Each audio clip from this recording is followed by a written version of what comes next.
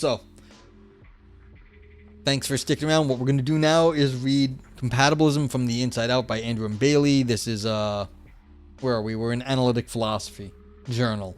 As a short paper, it's 10 pages or maybe a little less than that because you got stuff in here. But yeah, as always, this is my first time reading it. I do not endorse this stuff. We're just going to see what it is, see what's good about it, see what's bad about it, if there is anything either way. And then we rate and review it at the end of reading it. So, here we go. It's down. So let's go. Introduction. If you are like me, you are blameworthy for some goings on in the world. Broken promises, hurt feelings, frustrated preferences, missed deadlines, and worse things besides. Yeah, I fuck things up in the world too. Woo, awesome.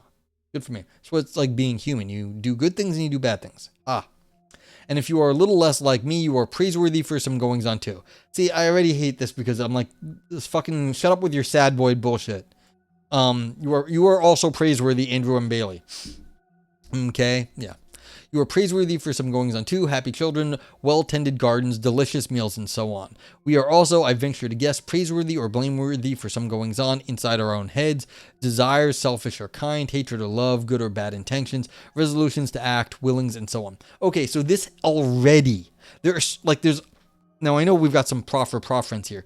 The idea that there's stuff going on in our heads, and that these are the sorts of things you can be blamed for. This is already a certain kind of view of the philosophy of mind.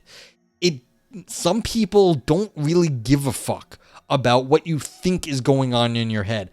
I lean that way. I actually care less about what you think you're doing and then what you actually do. If you think you're being an asshole but you're doing good things, it's well, you're doing good things even if you think you're being an ass. And if you think you're being a good person but you're being an asshole, I care more that you're being an asshole and don't realize it. So this already is sort of a little uncomfortable. It's yeah, you're praiseworthy or blameworthy, but I don't even know what that stuff is. So you've already been set up here. Thank you, Say Hub. But me and Prof, I would expect he would endorse this sort of view that I'm putting out right now. We both are in this sort of view on mind. What's up, Steve? We judge others by their actions, ourselves by our intentions. Yeah, and that's a weird asymmetry. And we all know what's going. We have a better idea of what we think is going on in our heads, but I don't know how much that's worth. And so it's judging yourself by your intentions. It's well, I had the best intentions. Well, you know what? I don't give a fuck sometimes. You thought you were doing the right thing. A lot the road to hell is paved with best intentions. Yeah. So, okay.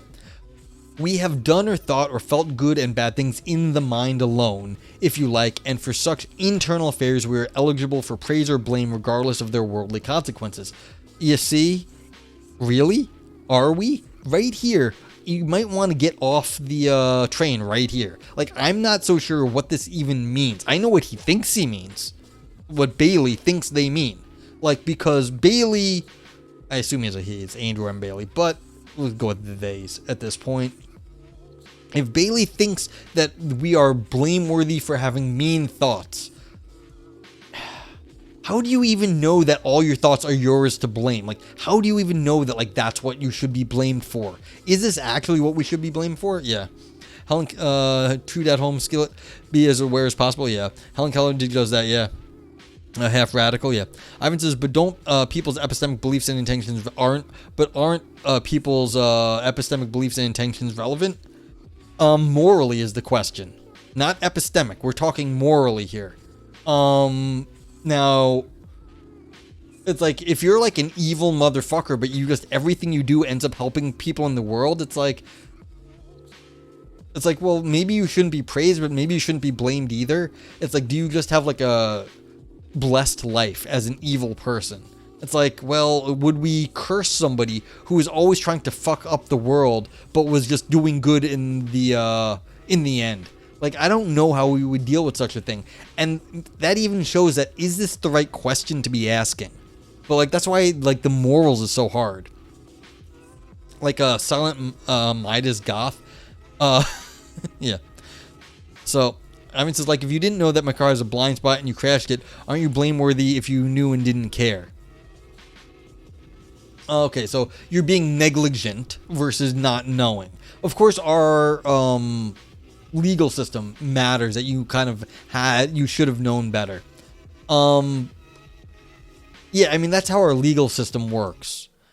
But it's like, exactly what, but see, again, something had to happen. Like right here, you see this.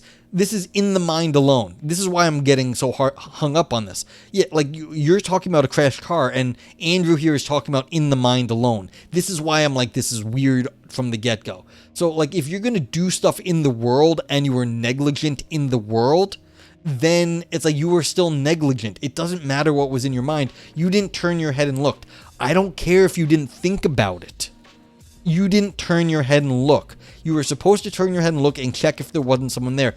I don't care if you're a robot. If the programmer didn't tell you to check, then it doesn't matter if there's nothing in your head. If you're a robot, you didn't have the thing to check. That's a problem. That's what's at stake here. I don't care like what you were thinking because you didn't do the right thing. No matter how hard you try, you can't gain weight. It's negligent if you don't eat this donut. Well, maybe. But you see, you can see what I'm trying to show or argue here, Ivan, is that like it doesn't matter what you were thinking. There's still a behavior that goes along with it, and the behavior is all I have to morally regulate. You had to turn your head and look to see. Now, what's in your head is irrelevant for me at that point, because if you just like turn your head to look and then you crash the car, it's like, well, then you crashed the car. But at least you knew you were crashing. Well, you didn't know you were crashing the car. You looked and you went right into the other car. That's not what you're supposed to be doing. And so this is the problem. If it's in the mind alone, it makes a lot less sense compared to if there's some other behavior that goes with it. Chocolate says, does he try to connect these thoughts to actions? Also, people have further thoughts, so it might be inappropriate to just judge that first one. That's a different problem. The whole line of thoughts. If you're gonna track it all the way back, then it's not even your fault. It's your parents' fault for having you, and it goes back to the first human, whatever, and like the entire universe. Because like you could say, well, it wasn't your fault. It was all determined along the way. Now, how do you connect it? I don't know, but like that's an excellent question, because if you are connecting everything everywhere, then how is anything your fault? What is if someone is negligent to themselves? Again, you don't have to appeal to a theory of mind to be negligent to yourself. Did say Hub eat that donut when they were not supposed to eat it, or did they eat it when they were supposed to eat it? Like, there's not a question of them what they thought. Did they do the action they were supposed to do? You don't actually need to appeal to a philosophy of mind for this. Yeah. Crueller's principle, exactly. I'd like a crawler. Those are good. Oh man, there was a cart by my grandma's house that had the best fucking crawlers.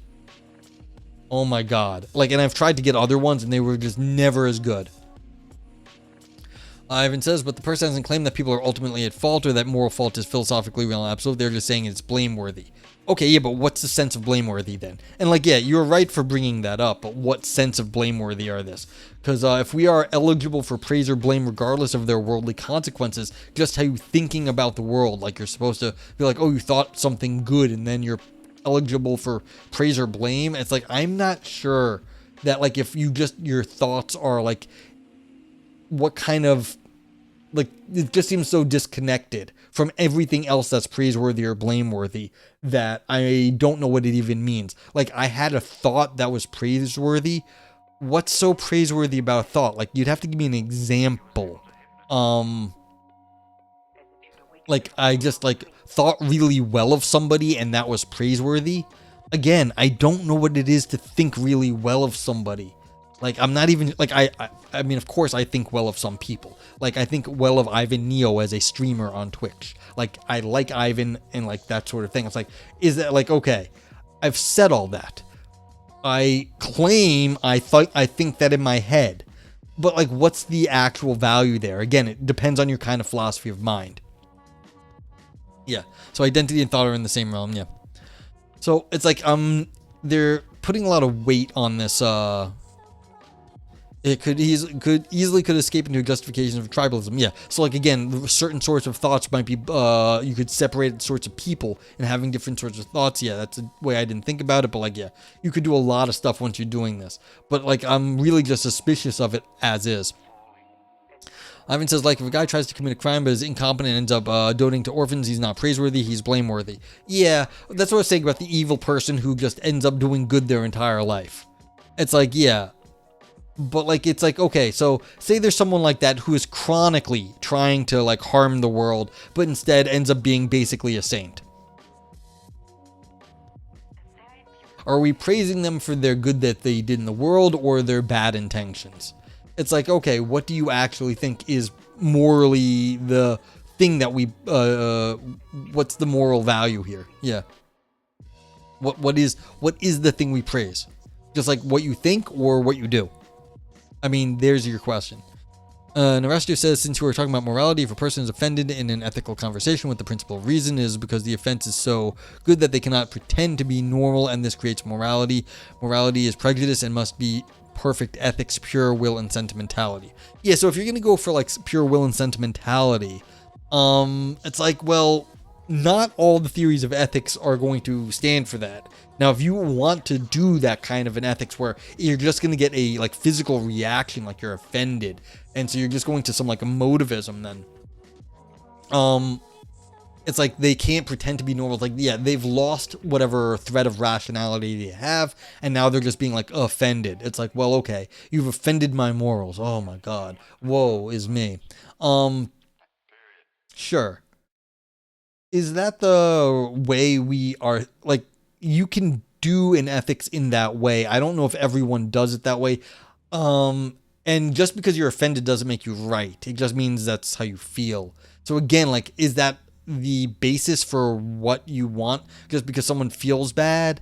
Like, that seems a little bit like your thoughts and feelings sort of crowd here. It's like, well, there is other considerations. Like, are you actually feeling the way you should be feeling? So yeah.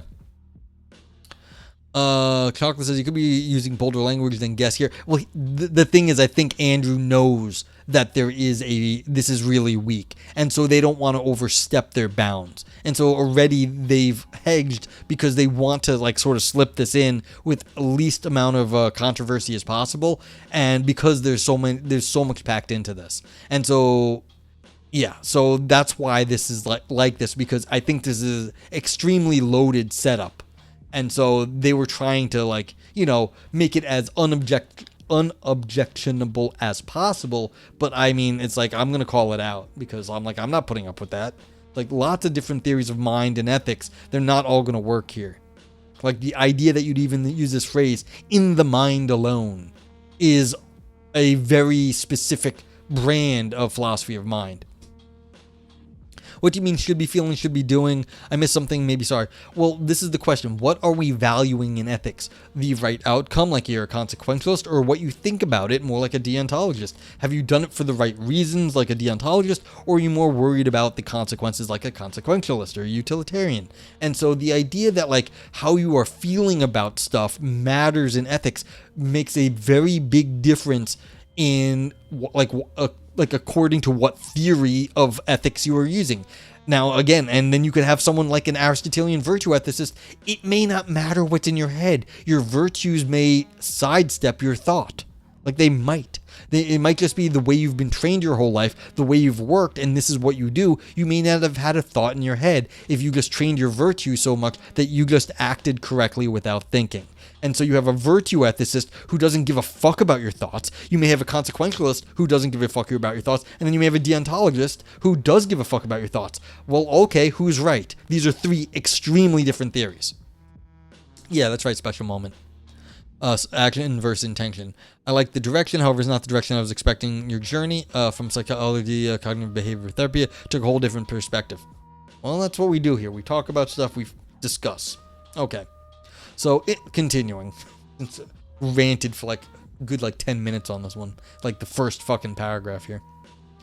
In this article, I focus on the internal dimensions of moral responsibility. I will argue that if such dimensions are real, then moral responsibility is compatible with determinism. Those inclined to affirm the antecedent with me will find in this article a new argument for compatibilism about moral responsibility and determinism. Okay, so this is, like, I just want to say right here, competent philosopher. They know, because of all the hedging that chat pointed out, there's a lot of shit going on in this first paragraph. But they say, look, if you agree with me, it's a hypothetical. So if you are on board with the stuff I was talking about up here, then you will agree with, then you can, like, you'll like my argument going forward. Okay? So competent person. They know it's an ask, but like I said, you can split it right down the line on consequentialist versus deontologists, like Kantian-based ethics versus like a Humean Mill style ethics. Yeah. Utilitarianism is rubbish. So we know some people don't like utilitarianism.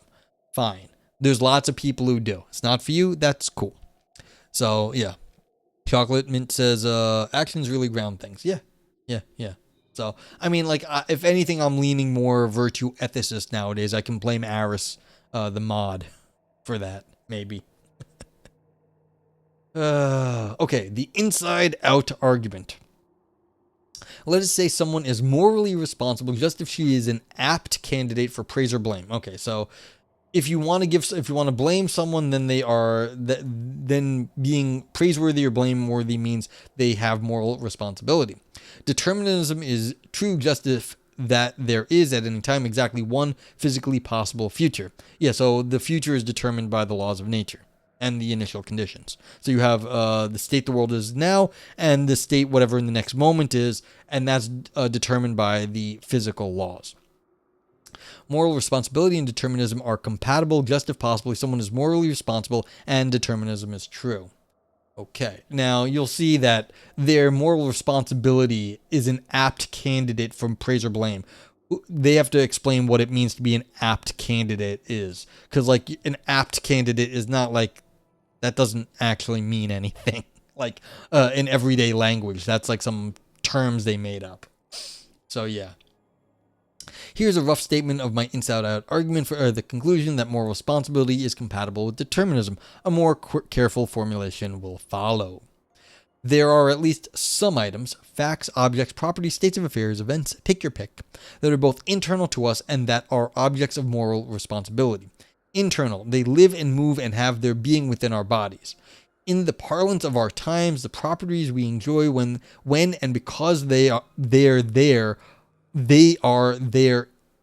intrinsic to us. I hate this sentence. I don't even know what that means. I know what they meant to say, but I'm not sure that made sense.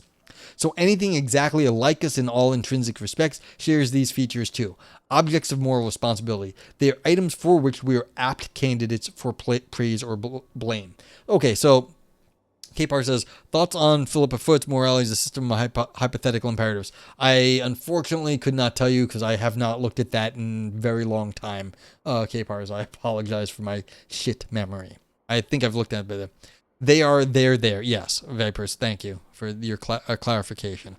Special says, but what is meant with moral responsibility? How is it defined? Yes, that is the problem, Special Moment. They just said moral responsibility is if she is an apt candidate for praise or blame, and I pointed out that apt candidate means nothing because, well, they have not explained it because that's not something we would say normally, so I'm not sure what that means, and then they had to come back down here and say apt candidate right here. They said it again, and so I don't know myself.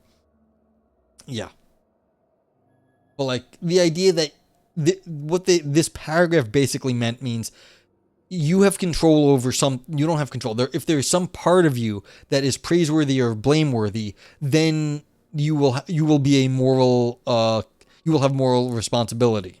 And the idea is that your thoughts are things that are praiseworthy or blameworthy, so therefore you will have moral responsibility.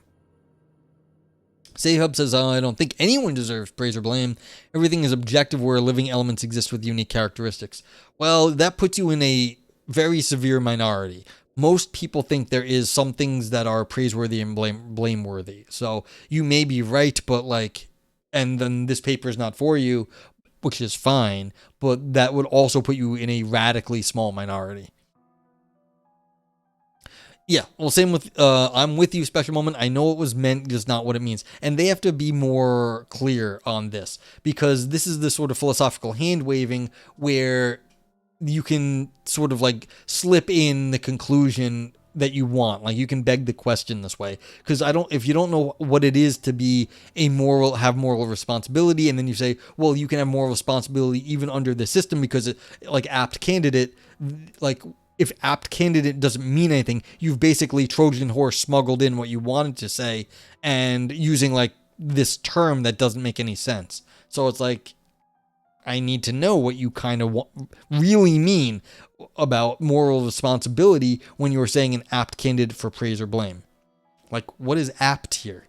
I mean, in philosophy, you say something is like truth apt, meaning that like you can say it's true or false, but like people have an idea what facts are. That just means it's something that could be a fact or not a fact. Now, are they saying moral facts here? Is that what they're saying? Because that's a big claim. That's different.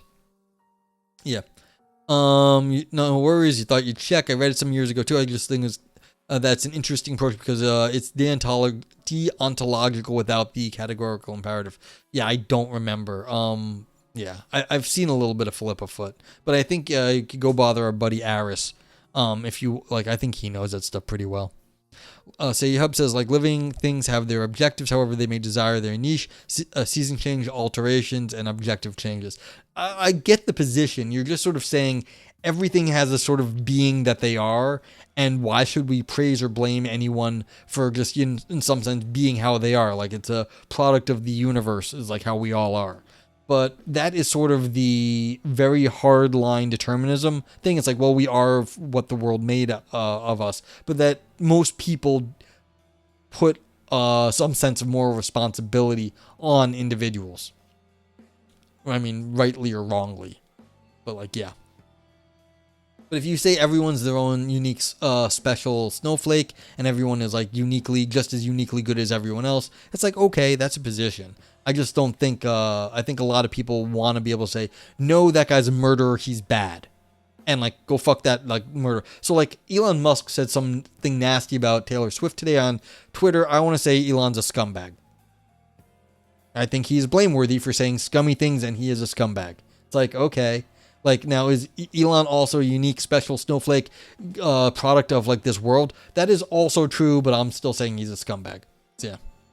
You can't agree or disagree. Yeah, so, but like, again, that's okay. You can have a philosophical position where you just be like, that's not something I actually can make a determination about because I don't see the world that way. The UK is a strange place right now. Oh, that's fair too. You also can get hit by really shitty libel laws. So, fair. I'm in the United States. The richest man on earth is a scumbag. Crazy, I know. Who would have thunk it, Vipers? Who would have thunk it? But like, the fact that you can't agree or disagree in chat doesn't... Now, the question is, do you have an opinion, Gnarly? You can say, I have an opinion one way or the other. And you don't have to tell us what it is. But you can... Do you have an opinion that he is either a scumbag or otherwise not a scumbag? Do you choose one of those options? So, yeah. Say how Elon is father to 12 different kids. I believe that is correct. And many different women. I also believe that is correct. And you think I have a justifiable position. Okay. You didn't see the tweet? Okay. I will just say.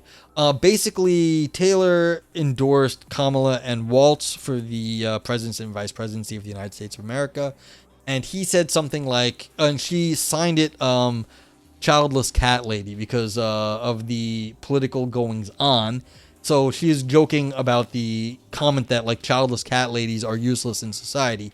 And it's especially relevant because she is one of like basically the biggest pop star on earth. And so she's massively relevant in terms of like culture.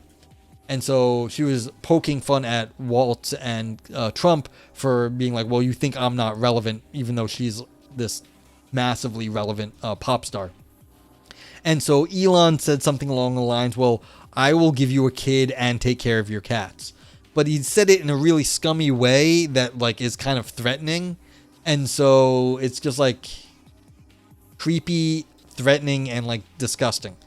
So, yeah. So that's what it was.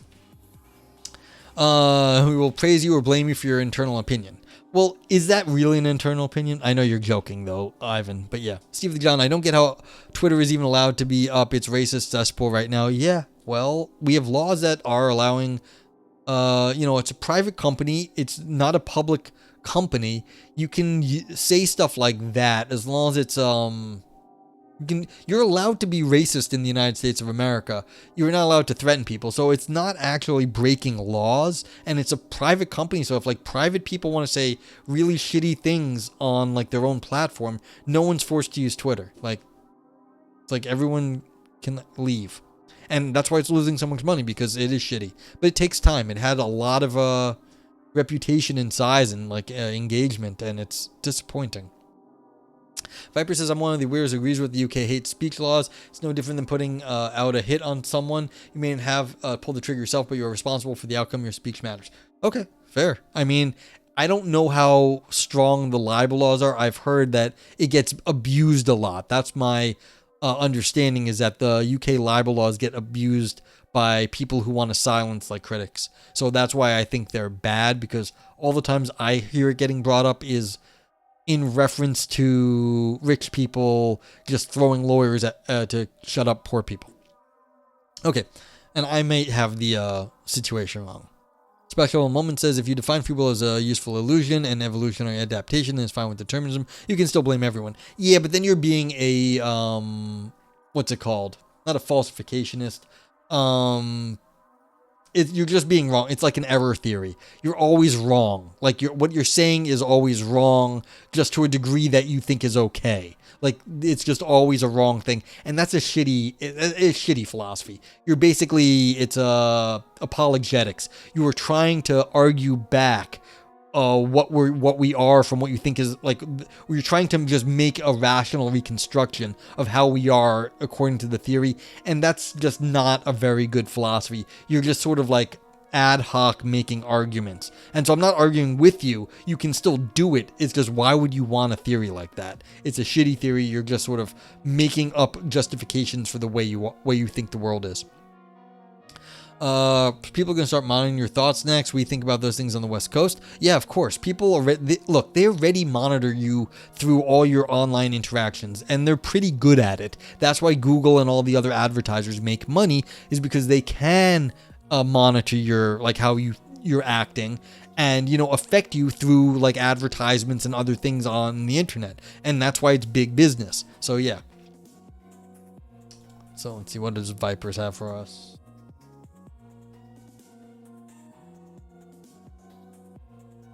Yeah. The idea that I will give you a child. Fuck you. Like, and guard your cats with my life. It's just like a weird, like, really, I don't know, like try hard or something. It's like, you think you're being magnanimous, but you're just coming off as like an ultimate jerk. So, yeah, thank you, Vipers. On the libel laws, yes, I was talking about the hate speech laws. Okay. Yeah, so I have to be more clear on what I was saying about laws in countries I don't know their laws. I am kind of sorry. But yeah, I did mean retaliatory sexual harassment. Yeah, that's a better way of putting it than I said it. But like, yeah, I need to be clear about the libel laws in the UK, not the hate speech one. Okay, yeah, and then so Twitter might have to go down for the hate speech laws in the UK. Because that's one of the things I think that happened in Brazil, was that there were certain things that it broke the law and it went to the courts. And the court says, yeah, Twitter has to stop. And they didn't stop, so they shut it down. Has anyone learned if their mental tinkerings are not allowed to flourish? Cut off the strong arm of the free market capitalism. I mean, how can anyone learn if their mental tinkerings are not allowed to flourish? Look, they're gonna be able to get in your heads better and better in the future.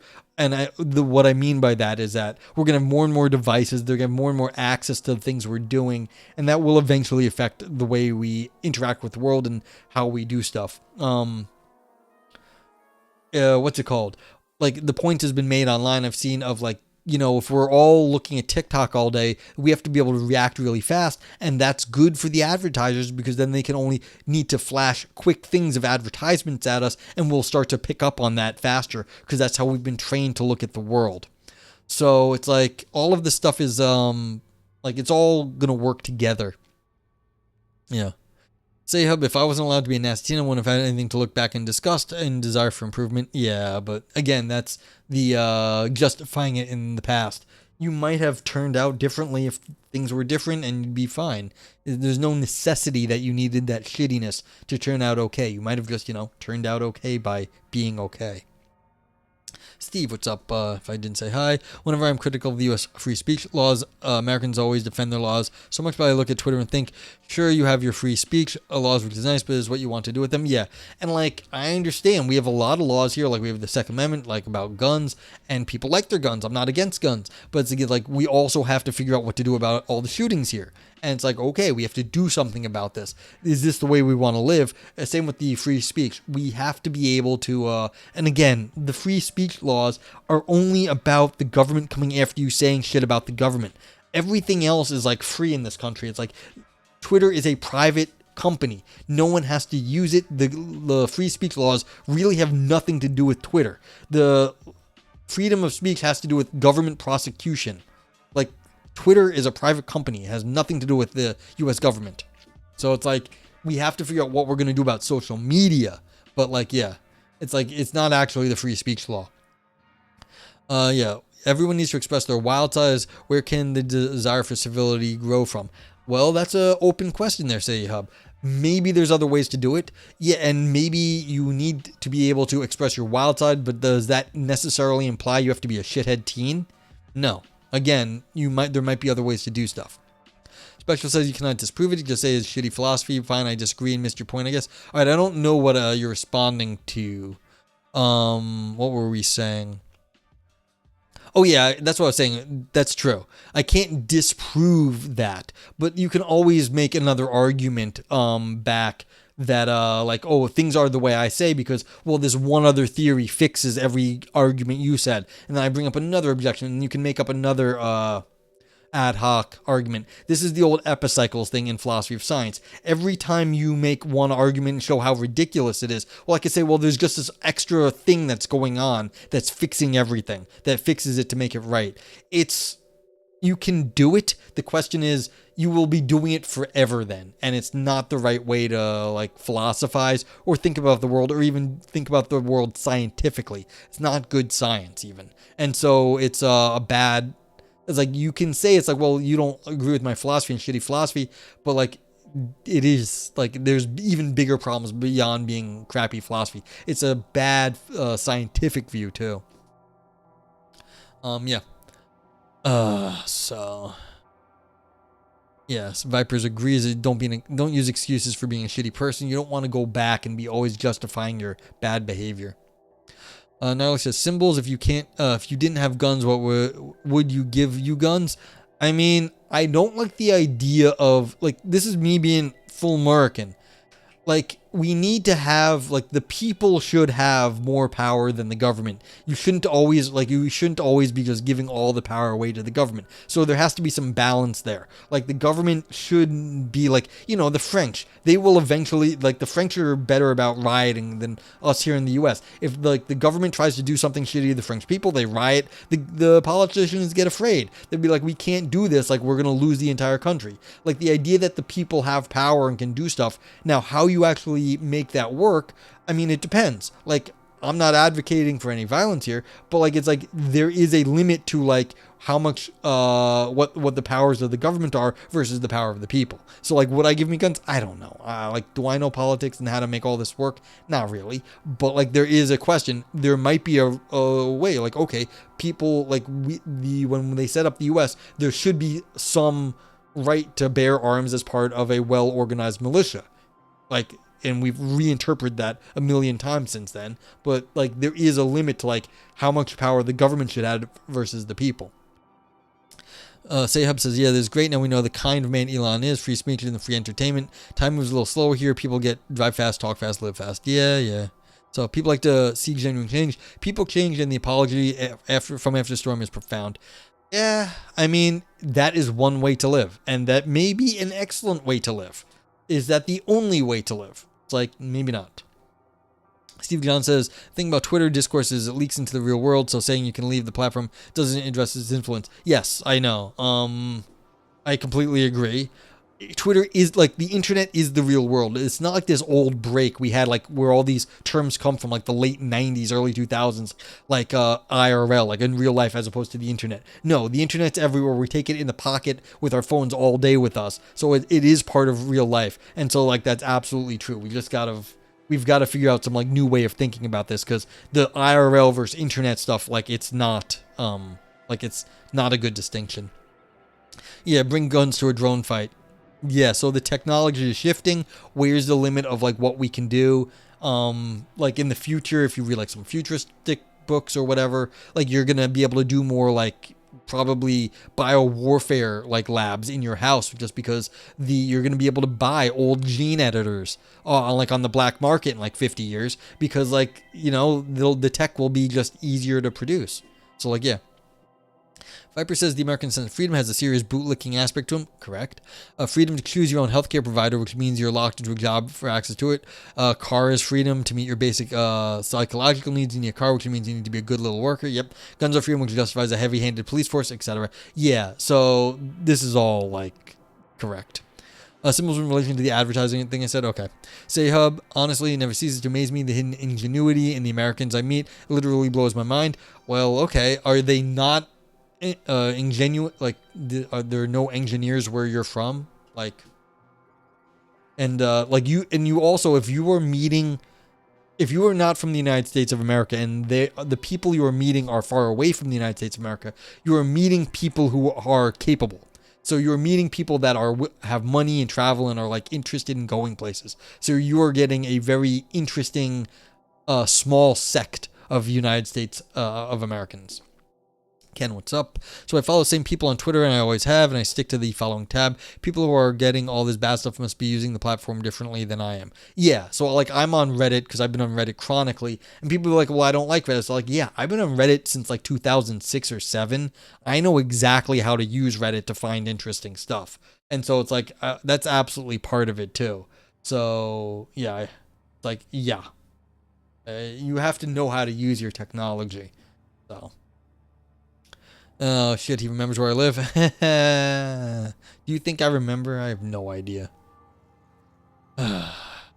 Specialists argue for the experience of free will within determinism. I'm not sure I like it, but it makes sense to you. How bad is science? I'm not saying this to be outrageous or funny. I don't get it, but hey, I won't drag this on further. Promise. No, but the question is, if you're just saying like, okay, what you were saying was you were arguing back for a sense of free will from some other theory, and then you were saying, well, what we think of as free will is just our mistakes. Well, you can always do that. That theory is like an apology, but you can always, an apologetics. It's like a rational reconstruction of what we're doing, but like, the question is that really how you want to think of yourself? As just like a mistaken person constantly? Maybe that's okay, but like, I think there's better ways of doing it. That's all. Okay. So, finally, we're going to get back to the little story we got here from Andrew M. Bailey about compatibilism and moral responsibility. Consider an unusually unkind intention that one Joe harbors in her heart. So Joe is a very angry person and is particularly unkind. I think end destinations determine the path we take, and we can influence it, but it isn't a direct choice. That's fair. I mean, you can maybe, like, that's what people say. It's like, maybe you can, like, sort of, like, make some waves or whatever. Ken says a free will was offered to me by my HR department when I joined my company. There you go. But yeah, I guess you got some like lawyers in your department. I think reality is a single strip of infinite quality video reel tape where we are moving through the motions. If one thing is to change significantly, then it all does, or everything at once throughout time and space. Yeah, and that's kind of the physical reality block time universe view. It's a common view. So it's like, yeah, we're just all just moving through this thing, and it's just like a reel, like the laws of nature are just running through it, and it's just like, churning along.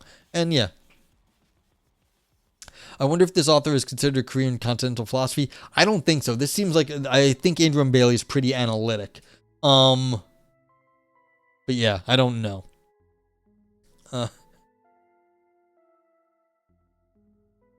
Okay. So Joe has a particularly unkind intention. Oh, what we got from Vipers? There's another one. People say U.S. citizens aren't well traveled because the country is so big, but it's actually because they have no statutory time off for sick leave, and what's given by an employer is interchangeable. So sickness eats into vacation time, leaving you with no time to travel internationally. Yeah. Oh, the writing is atrocious, but that's not special to analytic or continental philosophy. I mean, a lot of philosophy is atrocious. That's a general philosophy problem. Like, it is. Yeah, that's also part of it, Vipers, is that, what Vipers said, is that, we just have bad working conditions here compared to a lot of people in, say, Europe. And so where Europeans get a month off to go travel, and, like, a lot of places shut down in August, and, like, people get to go do stuff, we don't get that amount of time, and, so we don't get to do stuff. I, on the other hand, am taking some time off and going to Europe because I have a shitty job and I just tell my boss I'm not showing up. And he's like, okay, have fun, because he pays me less than I am worth and he'll never get anyone else as good as me. And so he just lets me do whatever I want, but I get to be poor. Say, yeah, but then again, chat is probably at Yale level, if not higher. Yeah, well, yeah, chat is smart. At least this chat is smart. Okay, so Joe has a mean thought in our heart. You see what's interesting here? An unusually unkind intention that one Joe harbors in her heart. Doesn't say in her mind. Like, we don't actually, like, it's a weird thing that Bailey is doing here. Like, Joe harbors a unkind intention in her heart, not mind. It's like, it's gone, like, just doing this makes it sort of like a metaphysically different sort of thing. Poopy Bumbo. I also agree with that, Vipers. Yeah. Might such an intention be something for which Joe is an apt candidate for blame? Okay, just means blameworthy. This apt candidate is so weird. It seems so. We often show great perfidy in blaming people for bad intentions, even ones that do not lead to action. If you do not think bad intentions are appropriate objects for such blame, feel free to replace my talk of intentions in the sequel with some other suitable mental item for which one might aptly be blamed, such as an unkind state or quality of will, or a decision or resolution to act. You see, all of these things here, all of the things they just spoke of, these are all in the same theory of mind, though. So it's not like if you're denying this kind of theory of mind, all of these things are out the window. If you just don't want it to be intentions, yes, then you can switch it to something else, but you still need suitable mental items. The idea that there is a suitable mental item is already doing a certain kind of philosophy of mind. That's what I reject. There is no suitable mental item in some sense. You don't know. There are varying levels of awareness. Yeah, who knows? So this is still a problem. They thought they were getting out of it, but not for someone like me. Now, maybe you can find something that you think is blameworthy for just having it. Again, that seems very strange. That, like, you can just have something in your soul, in your will, that you are to be blamed for. You have to have some sort of... See, this is ex nihilo. That's what's really getting me here. It's you're just having something in you to blame with just we're taking that as a brute fact. Ex nihilo is coming out of nowhere, that you have something that could be blameworthy in you. This is why it's strange to me, because if you're in a deterministic universe, it didn't come from nowhere. It came from the previous state of the universe, whatever that was. And so why would you be blamed for something you had no control over? Okay. Might her bad intentions also be intrinsic to Joe? Again, it seems so. Joe's intrinsic duplicates will vary across many dimensions. All right, so yeah, if you have many like people in like the multiverse or whatever, but all of them will harbor some particularly unkind intention and will therefore be equally apt candidates for blame. To put all this a little differently, if you wanted to change the fact that Joe is blameworthy for her unkind intention, you would need to change something about Joe herself by eliminating that intention altogether, somehow shifting it around in her mind, or even removing Joe from the picture entirely. Merely dropping Joe into different surroundings would not do the trick. Yeah, I mean, if you're going to say there's something rotten in Joe, like there's something rotten there, then yeah, it's in there and you're making it fundamental. Fine, but that's by stipulation ex nihilo, which is weird. It's coming out of ex nihilo means out of nothing. Say sub says roots and decisions, red pill, blue pill. Were you made aware of the conscious consequences of each of a pill, or did you learn the hard way? And that's the problem here. You're saying there's a root and decision. That's saying what I'm saying is a history.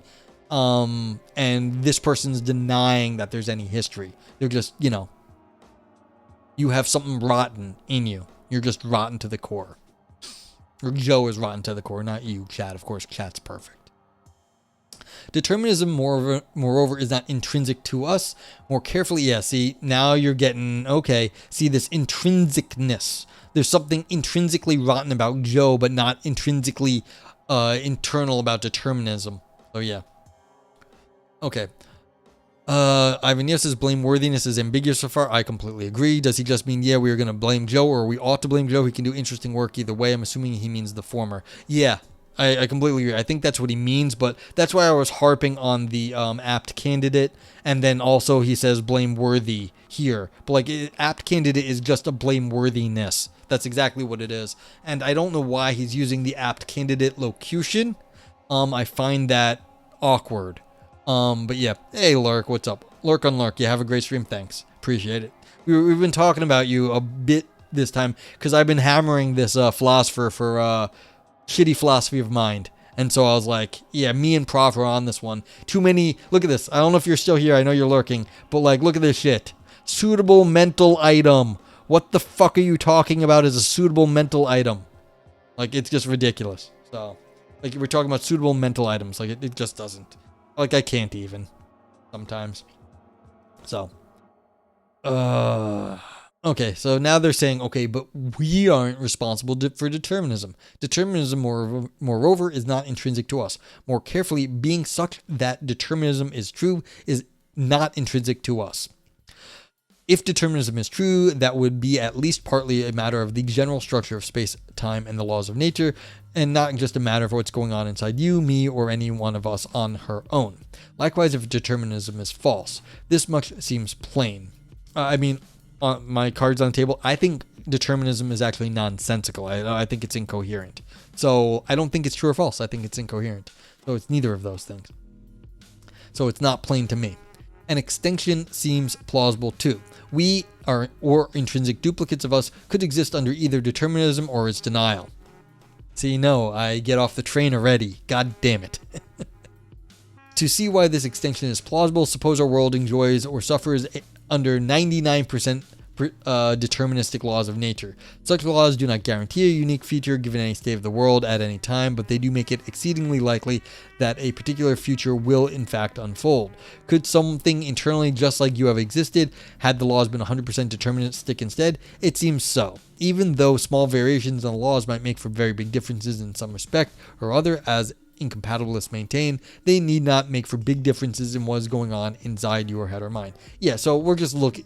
It's just don't worry about it. Just take regular old plain Jane determinism. It's that's all we need here. Anyway, if anyone does not know Prof, you give Prof. What am I doing? Bad streamer. Prof. Anyone doesn't know Prof, he's another philosopher on Twitch. Me and him have some overlap, I think, in our philosophy of mind. We don't like this, things going on inside your head. We think that's people just making shit up. There might be stuff going on in your head, but most of what we say makes no sense with regard to it. So yeah. But if you don't know Prof, go give him a follow. Mostly he's doing Souls content. He's blown up a bit in the Soul lore community about Elden Ring. So he's got some big time YouTube videos. But you can talk philosophy over there and, do some fun community stuff. Play golf. Okay. All right, with these theses expressed so far, the theses expressed so far imply compatibilism about moral responsibility and determinism. Sayhub says the irony of time, your decisions determine the outcomes, but only time can tell what the outcome may be. Your awareness of the problems determine better or worse outcomes. In this sort of state, it's this is an epistemic problem. How little we know and how little we know we know. It's we don't know what will come of our lives and how little we even understand what we're doing about it that allows us to make a decision about it too. That's true. But again, like I say, I deny this whole sort of setup. I don't really like this whole discussion of determinism and free will. So yeah, but like, yeah, you're not wrong. Just I don't think you've got the full picture there either. At least I mean, it's not what I think. Okay. So the theses expressed so far imply compatibilism about moral responsibility and determinism, where Joe is one of us and the bad intention is some bad intention she holds. Here is one way to regiment the inside-out argument. 1. Being morally responsible for the bad intention is intrinsic to Joe. I mean, and this intrinsic, again, is kind of like a philosophy term. Whether determinism is true is extrinsic to Joe, that is, being such that determinism is true is extrinsic to Joe, or being such that determinism is false is extrinsic to Joe. Yeah, so determinism has nothing to do with Joe, but the bad intention somehow has everything to do with Joe, even if determinism determines the bad intention, I guess. Okay, if whether determinism is true is extrinsic to Joe, then Joe has an intrinsic duplicate at a deterministic world. Therefore, Joe has an intrinsic duplicate at a deterministic world. Therefore, Joe has a morally responsible duplicate at a deterministic world. Therefore, possibly, someone is morally responsible and determinism is true. Okay. So, I mean, a lot of work is being done by this intrinsic to Joe up here. I find that actually pretty bad in this case. There are definitely ways around this to like hammer the intrinsic. He says, so decisions, no matter how well intended, the outcome is determined by awareness of circumstance. Yeah, we only know so much. We try to do the best we can. That's fair. Awareness of circumstance is tailored to each individual because no one can be aware of everything everywhere, nor have awareness of both. Yeah, so we do the best we can with what we know. So many assumptions, little definitions. I don't get the argument. Yeah, so let me break it down for you real fast. Joe has something rotten about her. Whether or not the rest of the world is determined or not has nothing to do with Joe. That is something that is about the world, not about this person, Joe. But if there is a way of viewing the world that the world is entirely determined, Joe still has something rotten about her, and we can blame her for that because she has something rotten about her. That's the argument. And so, yeah. Now, there's a little bit of this possibly, I mean, I could go into what that means, but it doesn't matter. This, like, what this possibly had to get introduced there, but in the end, it doesn't matter. It just means that, look, if we're looking at the deterministic world, which this one might be, and that's why there's possibly because of that might, but we're still saying that Joe still has something rotten about her. That's it. Okay, the author, Andrew Bailey's case for the premises is implicit in the intuitive summary of the argument given above, but I will now make things more explicit and add some extra supporting reasons for lines 1 through 3. The rest follows by valid deduction. I'm a compatibilist and I don't get the argument? Okay. Look, this is a Trojan horse argument. Andrew Bailey is smuggling in the idea of something rotten, which is morally praiseworthy or blameworthy, by saying it's intrinsic to a person. That you have the idea that there is something morally blameworthy or praiseworthy that is intrinsic. And then they're saying, look, determinism is separate from you. And so the fact that the determinism is separate is irrelevant, whether it's true or false, from whether you're praiseworthy or blameworthy. They're taking as fundamental that you can have something that's part of you that is rotten or good. I think that's it. I mean, I don't think it's a great argument. I don't. But it's like, it's a Trojan horse. They're slipping in this intrinsicness of the praiseworthy or blameworthy. And I've been hammering on this the whole time about the aptness, or what it was, the apt candidates. Again, it was obvious because you had to use some fancy words. There's no reason for that. Sahub says, the universe's complexities are equal to its size on all scales, including free will. No matter how far you zoom in or zoom out, the interplay of complexity will exist equally at all sectors at once, and time plays the illusion. Well, I mean, you're having to appeal to time as an illusion. That's difficult, because, like, that's making a very strong claim about what time is. Yeah. I mean, I understand the force of what you're saying. It's like, look, the world is like us judging the world is like the wrong thing. Like, we don't actually understand things at the global scale of the universe.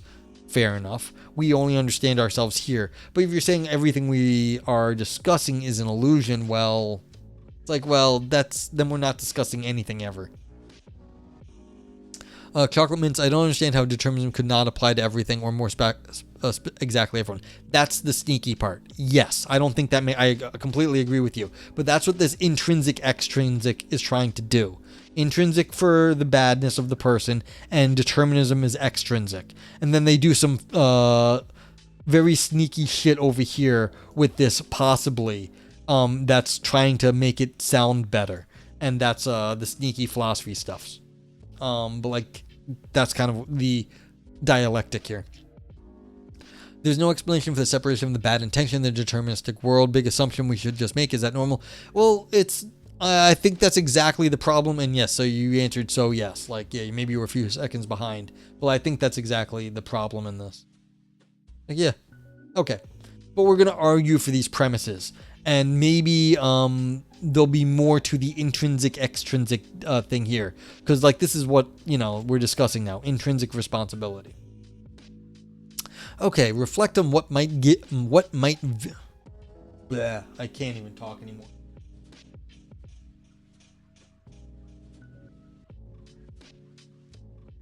Reflect on what might vary, given variations in Joe's surrounding circumstances.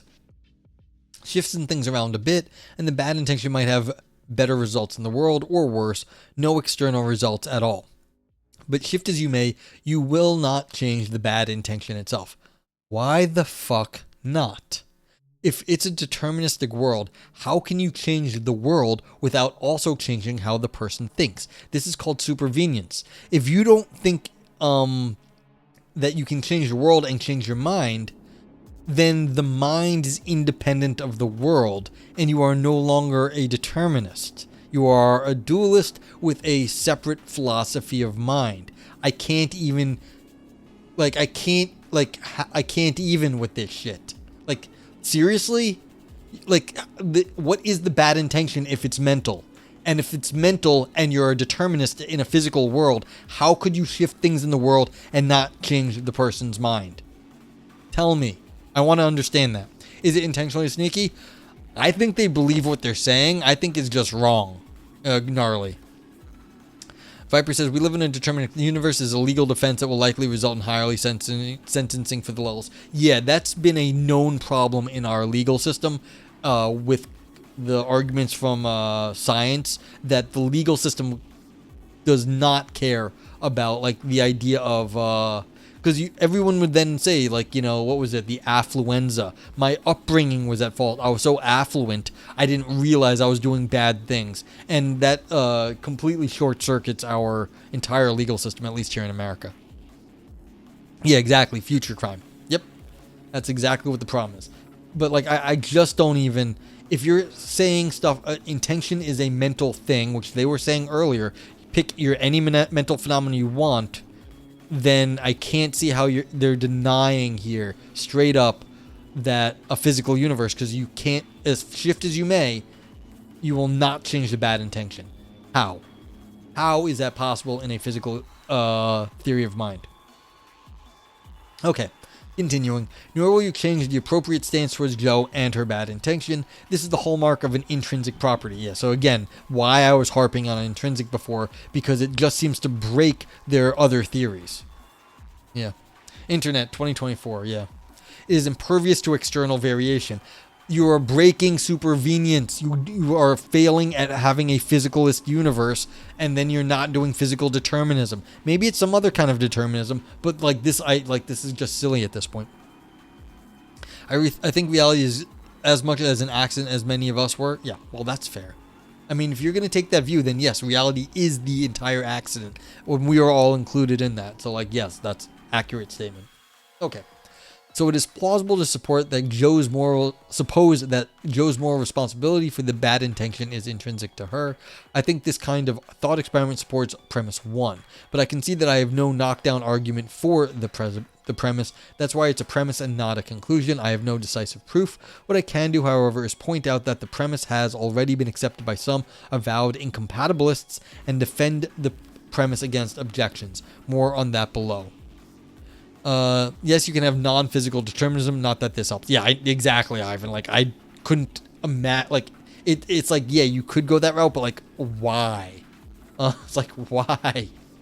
Like, ridiculous. Like, I mean, yeah, you could do ridiculous things to try to save the theory, but like doing that ridiculous thing wouldn't save this theory. Okay, many of the items for which we are paradigmatically morally responsible, broken hearts, unjust deaths, cultivated gardens, virtuous children, saved lives, and so on, are external to us. You cannot break a promise to someone else, for example, unless someone else is there, but being such that someone else is there is not intrinsic to you. Is the moral responsibility internalism at play here then implausible?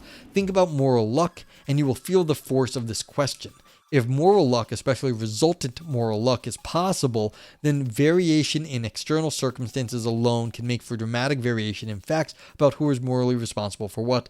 I concede these points. Yeah, so like that's the point. Is like if you're drunk driving and you get home safe, cool. If you're drunk driving and you kill someone, bad. And so the idea is that, well, you still think you were drunk driving and that's bad. And so the idea that the world can set up who is morally good or bad is a problem because you were both drunk driving. And like people want to still hold you blame, you still have blame worthiness for being a drunk driver. What came first, material or magnetism? I don't know. That's like physical stuff. So I assume all the physical stuffs came into being at the same time. Like that's the physical stuff and its properties. Like that's like asking, does the physics or the physical properties? I don't know if you can separate the two. Your luck pony won't always kick. Yeah, that's fair. But author says, but notice why they do not cut against my argument. There are many plausible cases of extrinsic moral responsibility, like responsibility for breaking promise, and if moral luck is possible, there are even more cases besides. But I maintain that there are some items for which we are responsible that are intrinsic to us. Some disciples of Abelard and Kant seem to think that all objects of ultimate moral responsibility are internal to us. Yeah, so this is what we were saying. The deontologists are going to say, look, it's how you acted, how you intended to act. And the consequentialists say, look, it's how it all came out. But yeah, the Kantian deontology will say it's internal to us. But that, again, like I was saying earlier, there are other theories of ethics. Mental acts, states of will, for example, but the operative assumption here, and that there are some, is comparatively unassuming and plausible. No, that's the entire problem. It makes sense, really good sense under these sorts of theories, but other people might not have it. So, like, yeah, it's like the idea it's comparatively unassuming and plausible is what they were just pontificating at the beginning. Viper says, do you have a cohesive paper? I have concepts of a cohesive paper. Well, welcome to philosophy. So Trump's just a philosopher. That's all. An analytic philosopher. Yes. Ivan says that high energy fermions are massless, so magnetism. Well, there we go. We had an answer from physics. All right. Now we know. The conclusion of the argument is modest too. It does not claim that moral responsibility for anything at all is compatible with determinism, just that someone could be morally responsible for something, even if determinism is true. Yeah, so they think they're trying to weaken this enough, but again, I denied this at the mental level, not at the moral level, and so I like you can still get off this conclusion. Author has emphasized that variations of external circumstances does not seem to make a difference to Joe and her bad intention, though it may make a great deal of difference to other worldly matters. This strategy is constant, I note, with familiar Frankfurt-style cases where variations of the presence of a counterfactual intervener, an extrinsic factor, does not seem to make a difference to moral responsibility facts, though it may make a great deal of difference to facts about what hapless subjects of those cases can do. Yeah, so again, like if you're fucking with like what actually happens in the world, sure, but the idea is that like there are still circumstances where we take the person to blame, even if like somebody is like, you know, tweaking the situation in real time and to change the circumstances. But again, this all turns on the idea that there's determinism, but then there's some special part of you that you still have moral responsibility for, even in a deterministic universe, which I find very suspect. Say hub, you're implying a strong enough magnetic field might act as an excellent transporter, rendering fermions and counterparts nearly massless. Well, that is beyond my pay grade. Okay, premise 2, extrinsic determinism. Whether determinism is true in part is in part a matter of whether there are laws of nature and whether they are deterministic or not.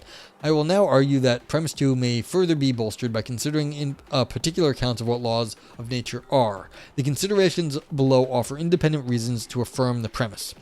Laws of nature are said by some humans to consist in generalizations about and to depend on all the various local matters of fact. Whether it is a law that such and such depends on what's going on all across the cosmos. Laws thus enjoy a large base extrinsic to any one item in the legion of concreta that are.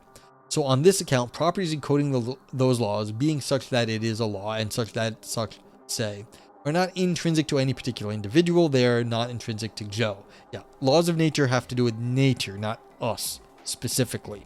If they did, they wouldn't be a law of nature. Okay. Such properties need not be intrinsic to the cosmos as a whole, for cosmos exemplifying that property might be duplicated without preserving the property. To get this result, just add in some extra reality with the counter instances to such and such. Yeah, so again, I just realized I probably overstayed my alignment with prof or prof, but that doesn't matter. You can correct me later. But like, yeah, the whole point here is that, okay, physics has stuff to do with, like, it doesn't have to do with us. It has to do with the world. Whatever. Okay. Now we got some physics help in chat. Okay, good. Thank you, Ivan. I appreciate the physics help. Laws of nature are said by others, non-humans, to consist in something rather different from the vast mosaic of local matters of fact. Leading candidates include relations between universals or unusually potent generalizations that somehow govern local matters of fact. On these accounts, too, properties encoding those laws will be extrinsic to items like Joe. Yeah, again, so these are candidates between things that have nothing to do with an individual. They're universalizations or property encodings, something else. For whether Joe is one of those properties will depend on the universals and their relation or those governing generalizations, relations and generalizations quite external to Joe. Okay, some non-human accounts of laws will undercut my case for premise 2. Here's one, quote, laws are relations between universals, and what a universal is consists partly in how it figures into the laws and the laws into which it figures. Variations in the laws, for example, from indeterminism to determinism, guarantee variations in what universals are instanced. So if Joe lives under the governance of an indeterministic laws, she in fact is no proper duplicate in a deterministic world, and vice versa. That duplicate might look very much like her, so to speak, but will in fact instance distinct universals. All of Joe's features are essentially embedded in a network of indeterministic laws and cannot be instanced in a world with deterministic laws. Here's the payoff. On the package of views being considered here, it is not obvious that if indeterminism is true, then being such that indeterminism is true is extrinsic to Joe. Rather, indeterminism is built into Joe because the intrinsic features she enjoys, universals, can be instanced only if indeterminism is true.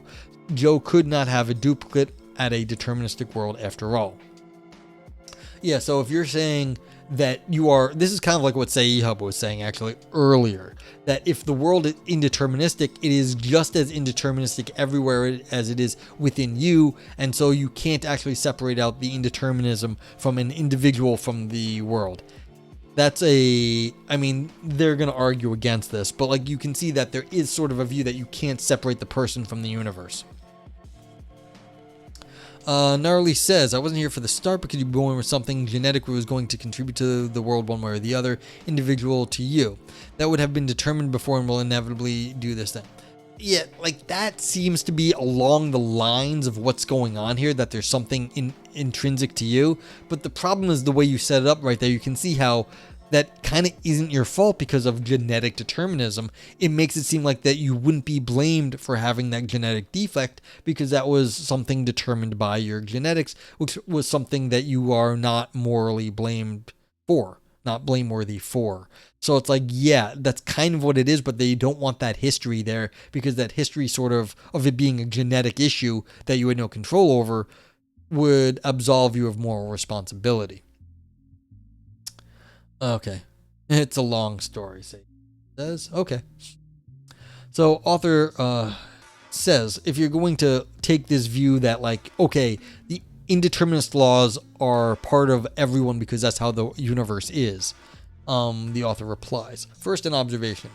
Note that only on very specific packages of views do we have an undercutting objection to premise 2. For example, A, there are universals. B, a non-human view about laws is correct. C, laws are relations between universals. D, what a universal is consists partly in how it figures into the laws and the laws into which it figures. E, whether a law is deterministic or not is essential to that law. Yeah, so you're making the indeterminism essential on the individual level, not on the universe level. None of these will alone do the trick. My objector needs the whole package, universe level. What I was saying. If it turns out that incompatibilists had to diagnose the error on the inside-out argument, I mean, endorse not just one but all of these theses to defend their view, that would be a surprising and noteworthy fact. Yeah, it would be a hard thing to say that you have to make indeterministic laws individual to each individual law and the person instantiating them. That would be a wildly ad hoc premise. Second, there seems to be good reason to doubt the whole package. The whole package implies that every contingent characterization is maximally modally fragile when it comes to determinism and its denial. On the whole package, any contingent feature instanced in a deterministic world can only be instanced at deterministic worlds, and also for features instanced in indeterministic worlds. That's what I was saying. It's all individually like localizable. I grant that some degree of modal fragility seems right. Yeah, like some things have to break when you change worlds, but still. Change the laws a lot and you will surely change what universals are instanced. But any variation in the laws guarantees variation in what universals are instanced. This is less plausible. Suppose it is a law that F is 99.9999% likely to be followed by G and that there are some Fs. Must we insist that the laws could not have instead dictate that F is 100% likely to be followed by G in a world with some Fs? I do not think so, and so I am unconvinced of the whole package. You do remember Pikachu having a burned tail, but reality is weird. You know? Who knows how Pikachu actually is? Who knows? Okay, premise 3, duplication. Yeah. Alright, and then we get to objections. Where are we? Yeah, we still got a bunch to read. Got to get to page 9. I'm on like page 5. I could go a little faster maybe. Okay. Premise 3 is I shall suppose true by definition or something like that. What was it? 3. If whether determinism is true is extrinsic to Joe, then Joe has an intrinsic duplicate at a deterministic world. Yeah, I mean, that's a philosophy bullshit thing. Like, it's probably true. Okay, premise 3 is I shall suppose true by definition or something like that. It is an instance of a general and axiomatic relation between intrinsicality, extrinsicality, and duplication. Yeah, this is all philosophy speak. It doesn't matter. If a contingent property is extrinsic to an item, then there are worlds containing a duplicate of that item without the property. Yeah, so you're just defining infinite worlds and they all have like slight differences. So one has all the properties they want and other ones don't. But we're just picking out the world. If you just have all the worlds that have all the different possibilities, we're picking out the one that this author wants. That's it. And you're allowed to do such things. The author here is assuming that being such that determinism is true or being such that determinism is false would only contingently characterize Joe. Determinism is a thesis that is both possibly true and possibly false, and Joe could exist in either of these cases. Yeah, so you have two worlds, Joe could be in either of them. Sayhub says, like, could we be one decision in time away from ceasing to exist and no animals having memory of us having existed? Maybe. Yeah, but that would seem very weird given the irregularities in our universe. So maybe it's the case, but that level of decision that like we could just like someone like us could make it, not a god. A god could like wipe out the universe or some like extra solar, extra universe, like galactic being, like something on the outside of the galaxy could just like put their finger on our galaxy and smush it. Like, yeah, that could happen, but like it's nothing we really can conceive of. Like rationally, I can do it in like a fantasy world, like that. There's like an extra galactic in some other dimension that could go like this to our universe, but like that's wild fantasy.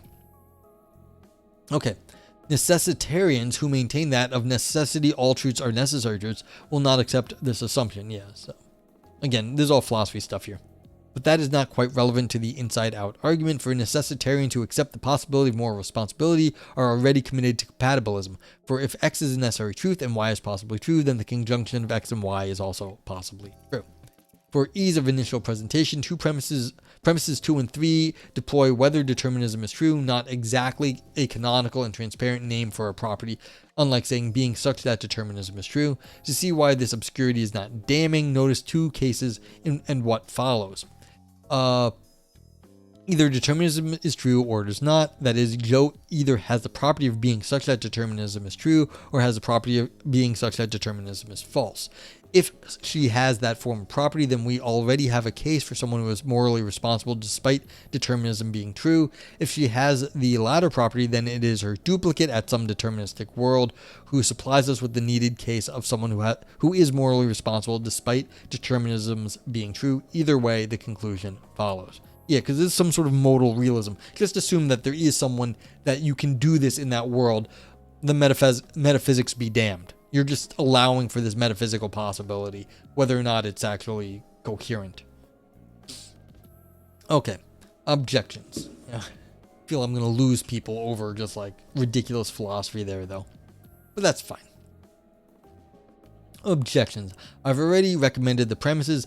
Let me now clarify and defend them. My goal is to show that the inside-out argument, even if not decisive, is still plausible, lends support to its conclusion, and raises the price of the theory that determinism is incompatible with moral responsibility. Objection 1.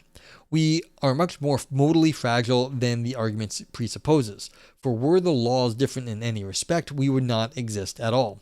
The same applies to Jo. Jig her with the laws, and she would cease to be. Or more modestly, we cannot be confident that Jo would exist under different laws, and so should not affirm a premise requiring as much.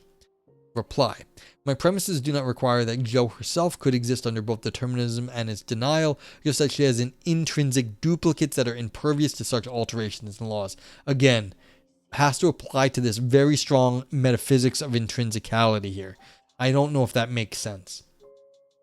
For the objection to succeed, it must say that no duplicate of Jo could exist under all different laws, and this form of essentialism is not nearly so compelling. But that's fair. If you've made this ridiculous assumption up here, you can change all the other stuff and it's fine. You've already begged the question. Objection 2. The third premise appears to rely on a principle of recombination, according to which distinct packages of reality may be freely recombined. So the thought goes, since the packages of reality that fix whether determinism is true are not distinct from Jo's own patch, there are worlds with Jo's patch intact in which determinism fixing patches vary. But this principle of recombination is false. Here's one counterexample among many. An all-powerful, all-loving, and all-knowing deity is incompatible with sufficiently and gratuitously evil patches, even though such evil patches are distinct from any deity's patch. Okay, so they're just going to do like the problem of evil here to justify their argument. To be fair, that people do this argument, give a problem of evil, does work here, but it's just sort of like I'm bringing it up just because it's kind of a funny thing to do. They're bringing a massive sort of like huge like nuclear bomb of an argument to like make their point, and they do it, but like it's like, okay, it's like, yeah, just because you're saying like maybe there's something weird about Jo, you can't talk about the rest of the universe. No, that's okay. People do this all the time. Yeah, so reply. A Ludovician principle of recombination Ludovician, so like that'd be a devil-based, I guess, principle of recombination may indeed support premise 3, but that is not why I recommend premise 3. I do not appeal to any wholly general principles here. I affirm premise 3 instead because though turning determinant on or off could make for rather big differences in the world, it need not make for internal ones. Again, they're doing their intrinsicality again here to justify all the things. Objection 3. The first premise presupposes that someone is morally responsible for something, but this is dubious and at least dialectically infelicitous given the growing prevalence of skepticism about moral responsibility. Yeah, and this is the, say, EHUB line. Why is there any moral responsibility? Luciferian, it's Ludo. I'm not entirely... Wait, Ludovician. You can go find out what that actually means. A Ludovician, not Luciferian, yeah. You may be just joking there, but let's go see what this says. Ludo. What's Ludo again? Ludo, Ludovician. I don't even know. It's Wiktionary. Okay. Relating to any person called Louis or Ludwig. Alright, I don't know what this is about. Maybe that's the person, the argument who came up with it. Oh, sorry. I was looking it up. Ludovician. Just relating to persons called Louis or Ludwig. I don't know. Weird. Okay. Game related. Okay. But yeah, I don't know. That's fair. Yeah, game related because Ludo is usually a root for game. That's right. But like, I don't know what that has to do with this bit here. Because that's what it's responding to.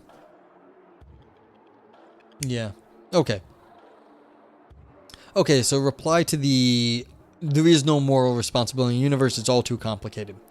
Reply, those who are convinced that moral responsibility is impossible may find little to like in my argument. If you're one of those skeptics, I recommend that you take my argument as advancing this interesting conditional with a false antecedent. If moral responsibility is possible, then it is compatible with determinism. Okay. So like that's what I said up in the beginning. They were trying to just, play nice. More modest forms of skepticism, according to which, for example, moral responsibility is rare or merely contingently absent, are compatible with the substance of the argument. For example, instead of looking for actual cases of responsibility, we could simply suppose that they are possible and run the argument accordingly. Gnarly says, and Anthony Ludovici, British philosopher, maybe that was it. Yes, I just don't know. So maybe it was their sort of style of argument. I don't know. Saheb says, well, for the fact that animals have evolved to better traverse the planet, then implies we adjust to an unchanging universe. Yeah, but that's what they're saying. It's like if you have this sort of just complete skepticism about it, then look at everything these people that's here as like hypothetical. Viper says the Ludovician method is to accept that changing the past is impossible, but deny that time travel requires changing the past. Okay, interesting. So again, this is talking about, like maybe different methods of patching things together. Again, I don't quite know what the use of that term right there is because they were talking about patches of universe, not time travel. But like that's getting closer, I guess. Frankly, it doesn't matter. These were just objections that they're knocking down. So none of it is critical for their argument. Okay, objection 4. The inside-out argument presupposes a snapshot theory of moral responsibility, according to which the factors by virtue of which someone is morally responsible could all be captured in a momentary snapshot of her intrinsic states. Such a theory is at any rate the most promising way of motivating premise 1, but incompatibilists and others have long rejected snapshot theories, and for good reason. It is not just your internal states that make you morally responsible, it's a matter of how you got into those states, whether by manipulation or free choice, for example. Yeah, so we were talking about histories before. Reply.